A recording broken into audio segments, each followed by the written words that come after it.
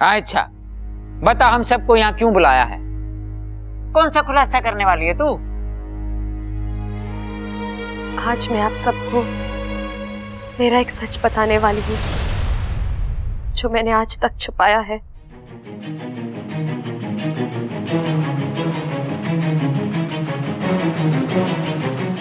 आप जो मुझे समझते हैं मैं वो हूं नहीं। मतलब मैं एक आम इंसान नहीं हूँ। ये बोल रही है छोरी? तू आम इंसान नहीं है तो फिर तू है कौन? दादी मैं एक मिनट। अच्छा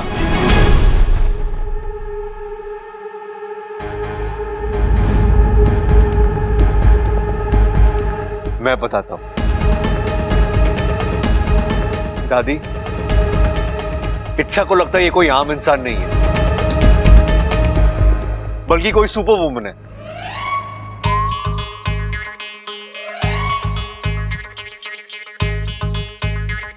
हाँ छोरे, तू जो ये इच्छा को सुपर वुमेन बोल रहा है, क्यों बोल रहा भाई? पिताजी मैं नहीं बोल रहा हूं, प्रबल भैया बोल रहे हैं। उन्होंने ये बात इच्छा के दिमाग में डाली। उनका कहना है कि इच्छा के पास कुछ अद्भुत शक्ति है। क्यों छोरे, ये बात सच है? छोरे, तूने इच्छा को हवा में उड़ते हुए देखा है? देखते देखते हवा में गायब हो जाती है क्या? तो फिर ऐसी कौन सी अद्भुत शक्तियां हैं इसके पास? अरे दादी, आज इच्छा ने उबलते हुए दूध का पतीला बिना किसी कपड़े के गैस से उतार दिया और ये प्रबल भैया ने देख लिया। कहने लगे कि इच्छा कोई आम इंसान नहीं है, अगर होती तो उसके हाथ जल जाते, इसलिए वो कोई सुपर वुमन है। ओहो, क्या आप भी? आपने हम औरतों को रसोई में काम करते हुए नहीं देखा है क्या? जब हम औरतें काम करती है ना तो ऐसे ऐसे कारनामे कर जाते हैं जो आप अखाड़े में नहीं कर पाते। जब देखोगे ना तो कहोगे हर औरत सुपर वुमन होती है। बिल्कुल सही।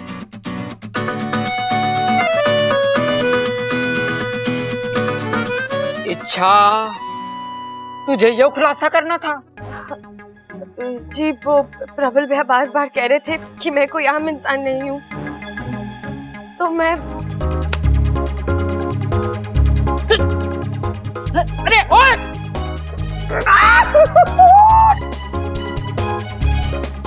ये कर रहा है? मार मारे छोरे को, गिरेगा तो टूट जाएगा।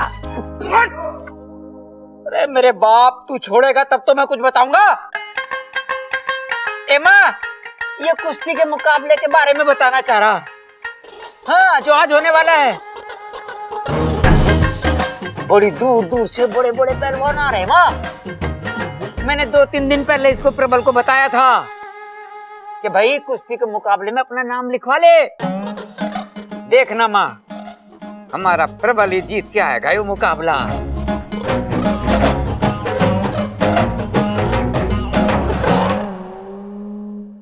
भैया अचानक आप कैसे पलट गए?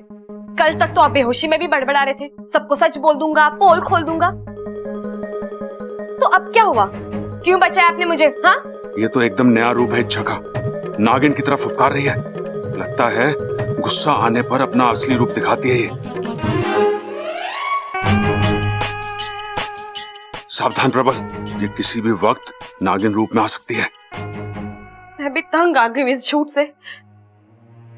दिन रात एक ही बात मेरे मन को खाती रहती है कि मैं मेरे अपनों को धोखा दे रही हूँ। लेकिन अगर मेरे बस में होता तो मैं सबको बता देती कि मैं एक इंसान नहीं, इच्छाधारी नागिन हूँ। ये जहर की गोली अमृत की प्याली कैसे बन गई? अरे सच लिखा था उस किताब में, इच्छाधारी नाग पल पल में रंग बदलते हैं।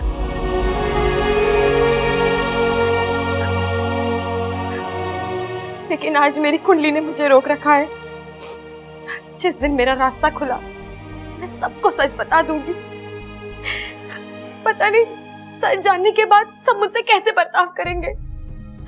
हो सकता है वो भी आपकी तरह नाराज हो, मुझे धोखेबाज झूठी कहे धक्के मारकर घर से बाहर निकाल दे, लेकिन मैं हर परिणाम के लिए तैयार हूँ। मैं सबको सच बताऊंगी, पक्का बताऊंगी। ये तो कुछ ज्यादा ही इमोशनल हो गई। फिर नागों में भी इतने जज्बात होते हैं, आज पहली बार पता चल रहा है।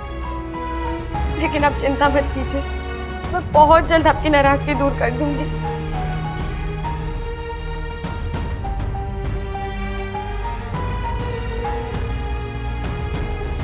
कौन कहेगा ये लड़की नागिन है? मुझे तो अभी भी यकीन नहीं हो रहा है। शिव जी, अब आप ही इस गुत्थी को सुलझाइए। इच्छा, तुम्हें पता है तुम क्या करने जा रही थी? वो तो अच्छा हुआ मैं और भैया वहां पहुंच गए, वरना तुम। मुझे माफ कर दीजिए बब्बन जी। माफ कर दो? किस लिए? मेरी वजह से आपको कितनी कसरत करनी पड़ रही है, बार बार घर वालों से झूठ बोलना पड़ रहा है। मुझसे अब ये सब बर्दाश्त नहीं होता बब्बल जी।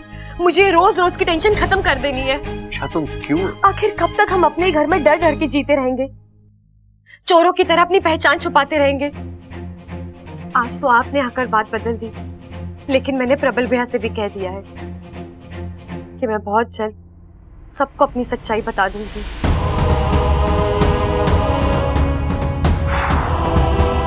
वो तो बतानी है अच्छा, लेकिन इस तरह एकदम से घर वालों को सदमा लग जाएगा और हो सकता है कि ताव में आकर वो तुम्हें। नहीं अच्छा, हमें जो कुछ भी करना है सोच समझकर धीरज के साथ करना होगा।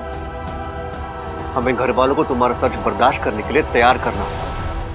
वो हम कैसे करेंगे? हमें सबसे पहले ये देखना होगा कि घर वालों को तुम्हारी कौन सी बातें अच्छी लगती है, फिर उन्हीं बातों का फायदा उठाकर कुछ करना होगा। 243, 244। अरे बस पिताजी, और बस की ना है। अरे पिताजी मुझे बताओ, आप अपने जमाने में भी इतनी कसरत करते थे क्या? अरे छोरे, असली पहलवानी तो हमारे जमाने में हुआ करती थी। उस जमाने का मैं नंबर 1 हैवी वेट चैंपियन पहलवान था, और जैसे ही मैं अखाड़े में कूदता था अपनी शर्ट उतारता था, छोरिया हमारी बॉडी देख के बेहोश हो जाया करती थी। लेकिन जब से शादी हुई है, ये अखाड़े का शेर घर की बकरी बन के रह गया है। 24 घंटे बीवी के सामने।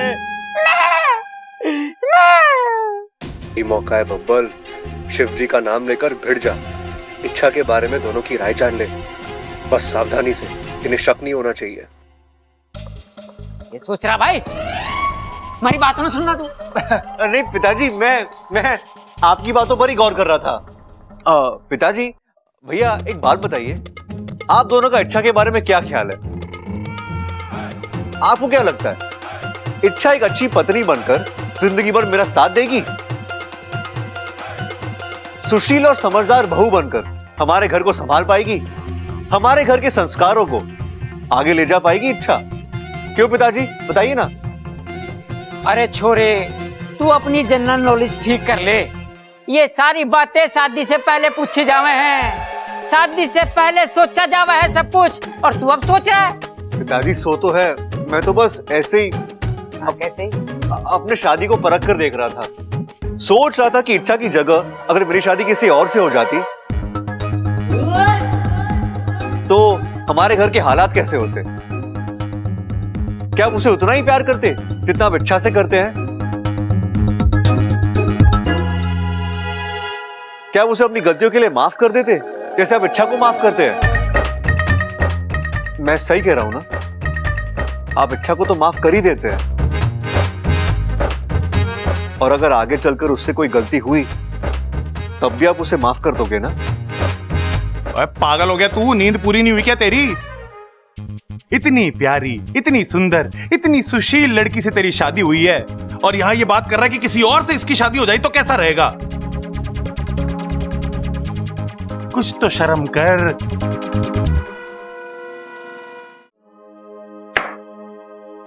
चली, ये ले। ये क्या है? पैसे हैं, रख ले। हाँ वो तो मैं भी देख रही हूँ, लेकिन किस लिए? उस दिन पता है, हम जब बाजार गए थे, लखनमल की दुकान में तुझे वो लाल रंग की साड़ी बहुत पसंद आई थी। हाँ जा, आज ले ले उसे। नहीं नहीं माँ जी, वो साड़ी कुछ खास नहीं थी, वो तो बस ऐसे ही। हाँ, एक बात गांठ बांध ले छोरी, जब हमें झूठ बोलना नहीं आता ना तो हमें कोशिश भी नहीं करनी चाहिए। सारी का नाम लेते ही तुम्हारी आंखों में जो चमक आ गई है ना, वो सब बता रही है। ले रख ले। माँ जी आप? साड़ी की कीमत कुछ ज्यादा थी, इसलिए उस दिन नहीं खरीदी ना, आज खरीद ले पगली। शिव जी की कृपा से तेरी सास अपनी बहू की इच्छा पूरी करने की ताकत रखती है। हे नागोमी देव, कितने सच्चे और अच्छे लोग हैं इस घर के। यहाँ मुझे सास नहीं माँ मिली है, जेठानी नहीं दीदी मिली है। आज कितना कुछ दिया है मुझे मेरी किस्मत ने। बस इस खुशी की उम्र छोटी है, जब इन्हें सच पता चलेगा सारा प्यार अपनापन खत्म हो जाएगा। उन्हें इतना दुख होगा कि दीदी, माँ जी, चलिए आप दोनों बाहर जाइए। हाय हाय ममता, देख रही है तू, आज ये हमें रसोई से बाहर कर रही है, कल घर से बाहर करेगी, परसों दिल से बाहर कर देगी। नहीं नहीं, दिल से तो बाहर कर ही चुकी है, इसलिए तो हमें रसोई से बाहर कर रही है। बताओ। नहीं माँ जी, आप गलत समझ रही हैं। बाहर जाइए मतलब आज आप दोनों खाना वाना कुछ नहीं बनाएंगी। तो कौन बनाएगा? मैं बनाऊंगी और आप दोनों आराम करेंगी। आराम किस लिए? हम दादी जी थोड़ी ना है जो हमें आराम की जरूरत पड़ेगी। वही तो इच्छा, अगर तुझे हमारा हाथ बटाना है ना तो हम सब तीनों मिलकर खाना बनाते हैं ना, जल्दी बन जाएगा। नहीं माँ जी, आज खाना मैं ही बनाऊंगी। पता नहीं फिर कभी मौका मिले ना मिले। ऐसे क्यों बोल रही है तू? ओह, मायके जाने का इरादा है? लेकिन अचानक से मायके की क्यों याद आई? लगता है देवर जी के साथ झगड़ा हुआ है। उस बावले ने तुझे फिर नागिन नागिन बोल दिया क्या? देख बेटा, अगर तू मायके जाना चाहती है ना तो जा, लेकिन खुशी खुशी जा, ऐसे नाराज होकर मत जा। और जब लौट कर आओगी ना तब हम सब के लिए खाना बनाना। हाँ? नहीं माँ जी, बात वो नहीं है। तो बात ये है कि मुझे लगा एक बात पूछूं आपसे। हाँ पूछना। मान लीजिए अगर कल किसी वजह से आप लोगों को मुझसे दूर होना पड़ा तो क्या आप लोग मेरे बगैर रह पाएंगे? इसका जवाब मैं देती हूँ। छोरी, तू ऐसा क्यों सोच रही है कि तू हमसे दूर जा रही? ऐसा क्या हो गया है? दादी वो अच्छा, अगर कुछ हुआ भी है तो एक बात साफ साफ सुन ले, हम तुझे हमारे से दूर नहीं जाने देंगे।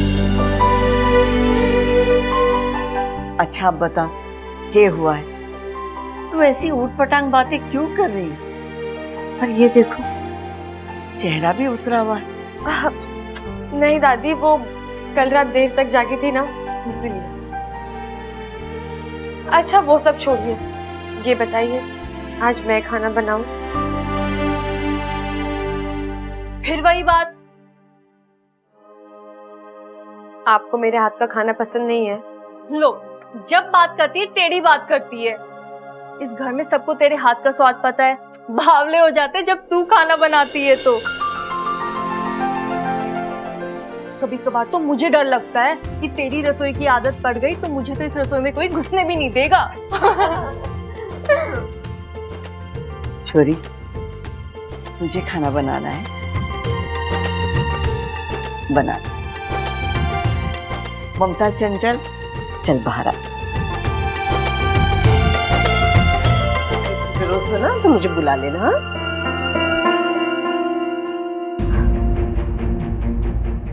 अब इनसे सच्चाई छुपा ही नहीं जा रही, सीधे सीधे तो बता नहीं सकती, लेकिन आज रात इन्हें संकेत तो दे ही दूंगी।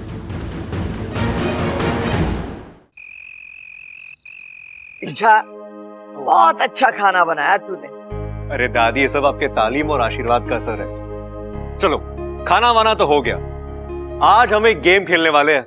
और वैसे भी हमने बहुत टाइम से एक दूसरे के साथ वक्त नहीं बिताया है, एक साथ मजे नहीं किए, इसलिए आज मैंने और इच्छा ने एक गेम प्लान किया। दादी, अगर आपकी इजाजत हो तो। ये घर तुम दोनों की मर्जी टाल सकता है क्या? बोल, क्या करना है? फैंटास्टिक। तो गेम का नाम है ट्रूथ एंड डेयर। अंग्रेजी खेल है के? हाँ पिताजी, लेकिन अरे ना ना, ये अंग्रेजों वाला खेल हम ना खेलेंगे, कोई देसी खेल हो तो बता। अरे पिताजी, खेल खेल होता है, इसमें अंग्रेजी और देसी कहां से आ गया? आप सुन तो लीजिए। चल बता। अप्पू, बॉटल दे। हैं? तो ठीक है, अब मैं इस बॉटल को यहाँ बीच में ऐसे गोल गोल घुमाऊंगा। इससे क्या होगा? इसका ढक्कन जिसकी भी तरफ रुकेगा उसे दो ऑप्शन दिए जाएंगे, ट्रूथ और डेयर। अब उस शख्स को एक ऑप्शन चूज करना है। अगर उसने ट्रूथ चूज कर लिया तो हम सब में से कोई भी उसे एक सवाल पूछेगा और उसका उसे सच सच जवाब देना होगा। और अगर उसने डेयर चूज किया तो उसे कोई करतब करके दिखाना होगा, किसी भी हाल में। समझ में आ गया। चलो ना खेलते हैं। अप्पू, बॉटल घुमा। देखना भाई।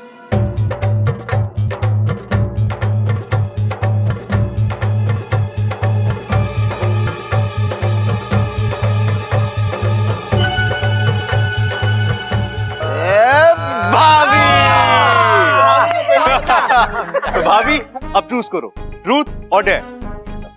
डेयर तो मैं चुनने से रही, आप लोग ठहरे पहलवान बुद्धि, पता नहीं क्या करने को कह दे। मैं तो ट्रूथ ही चुनती हूँ। दादी, आप भाभी से कोई भी सवाल पूछो और भाभी आपको सच सच जवाब देना होगा। अच्छा ममता, एक बात बता, आज तक तूने हमसे कोई बात छुपाई है क्या?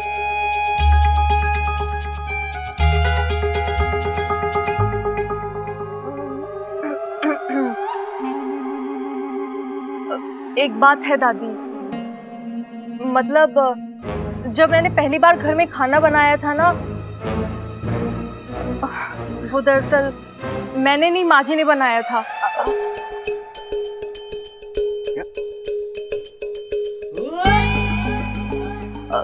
क्योंकि मुझे उस वक्त खाना बनाना नहीं आता था, पर धीरे धीरे मैंने माँ जी से सब कुछ सीख लिया।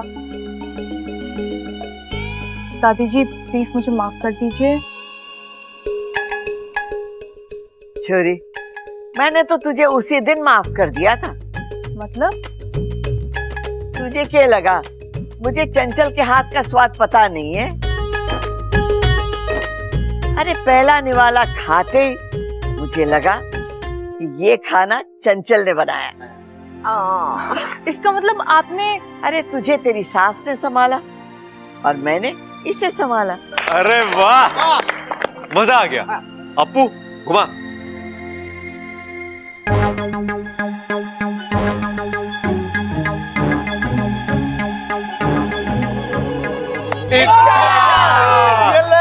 अब तुम्हारी बारी। इच्छा, तुम क्या चुनोगी, ट्रूथ और डेयर?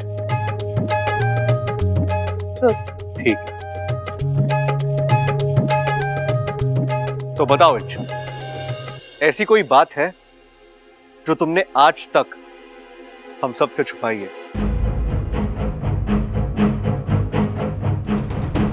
ऐसी कोई बात जिसे सुनकर हम सबके पैरों तले जमीन खिसक जाए? हाँ। कौन सी बात?